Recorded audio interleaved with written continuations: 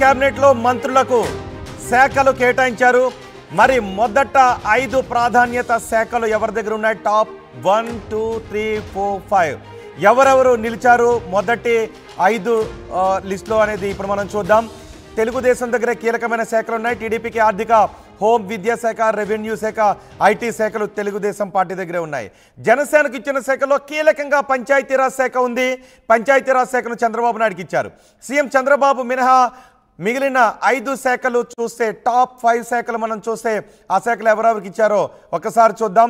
Top 1 Pawan Kalyan. Deputy సీఎంతో పాటు 5 కీలక శాఖలు పవన్ కళ్యాణ్ దగ్గరే ఉన్నాయి. మొత్తానికి జనసేనకు 10 శాఖలు కేటాయించారు. అందులో 5 శాఖలు పవన్ కళ్యాణ్కే ఉన్నాయి. టాప్ 2 వంగలపూడి అనిత. హోంశాఖ వంగలపూడి అనితకు కేటాయించారు. టాప్ 3 పయ్యావుల కేశవ్. ఆర్థిక శాఖతో పాటు శాసనసభ వ్యవహారాల శాఖ పయ్యావుల కేశవ్కి ఇచ్చారు. టాప్ 4 లోకేష్. ఐటీ, విద్యాశాఖ లోకేష్ దగ్గర ఉంటుంది. టాప్ 4గా చెప్పుకోవచ్చు. ఇక టాప్ 5 నిమ్మల రామానాయుడు. జల వనరుల శాఖను నిమ్మల రామానాయుడుకు కేటాయించారు. Top 1.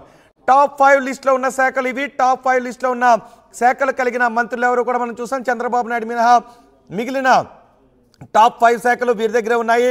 Top 1 Pawan Kalyan, top 2 Vangalapudi Anitha, top 3 Payyavula Keshav, top 4 Nara Lokesh, top 5 Nimmala Ramanaidu. ఈ శాఖలు ఈ 5 మంత్రుల దగ్గర ఉన్నాయి. సో మా ప్రతినిధి కృష్ణమోహన్తో మాట్లాడదాం. కృష్ణమోహన్, చంద్రబాబు నాయుడు మినహా మిగిలిన మంత్రుల్లో చూస్తే టాప్ 1 to 5 పవన్ కళ్యాణ్ దగ్గర నుంచి రామానాయుడు వరకు. సో ఈ లిస్ట్ని ఏ విధంగా చూడాలి? ఒక్కొక్కరి గురించి మనం చూస్తే, ఒక్కొక్కరి దగ్గర ఉన్న శాఖల గురించి మనం మాట్లాడుకుంటే డెఫినెట్గా బేసిక్గా ఇప్పుడు చంద్రబాబు నాయుడు అనేది టాప్ 1. ఆయన దగ్గర ముఖ్యమంత్రి హోదాలో ఉన్నారు. ఆయనతో పాటు చాలా శాఖలు, కొన్ని ఇంకా ఎవరికి కేటాయించిన శాఖలు కూడా ఆయన దగ్గరే పెట్టుకున్నారు. జిఐడి లాంటి కీలక శాఖలు కూడా ఆయన దగ్గరే ఉన్నాయి.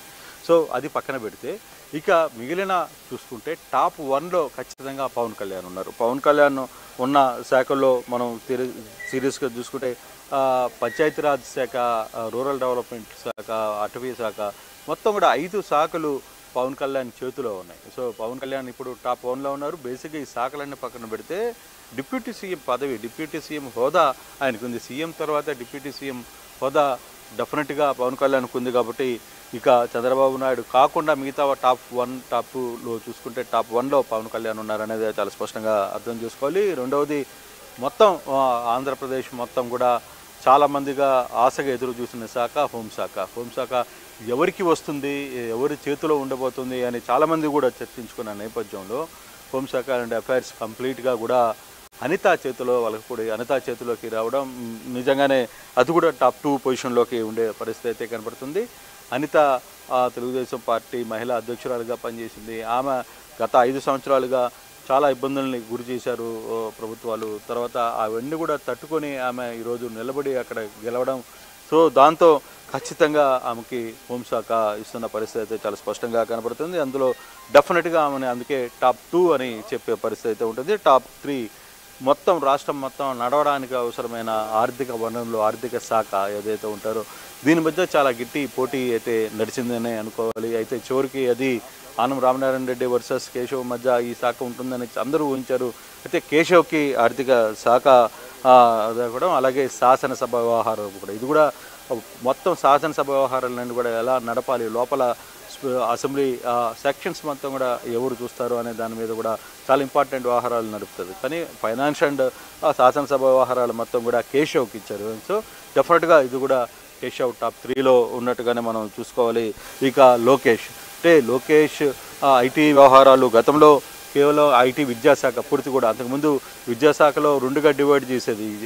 ఉన్నత విద్యాశాఖ ఒకరికి ఇచ్చేవాళ్ళు, తర్వాత మామూలు విద్యాశాఖలో లోయర్ గైడ్ ఒకరికి ఇచ్చేవాళ్ళు. కానీ ఇప్పుడు అటు కాకుండా విద్యాశాఖ అండ్ ఐటీ బోత్ కూడా లోకేష్కి ఇచ్చారు. కాబట్టి డెఫినెట్గా ఇది కూడా టాప్ 5లో ఒకటి ఉండే పరిస్థితి అయితే చాలా స్పష్టంగా ఉంది. గతంలో ఈయనకి Panchayati Raj and urban development and IT ఉండింది. కానీ ఇప్పుడు పంచాయతీరాజ్ని పవన్ కళ్యాణ్కి ఇచ్చారు కాబట్టి రూరల్ డెవలప్మెంట్ కూడా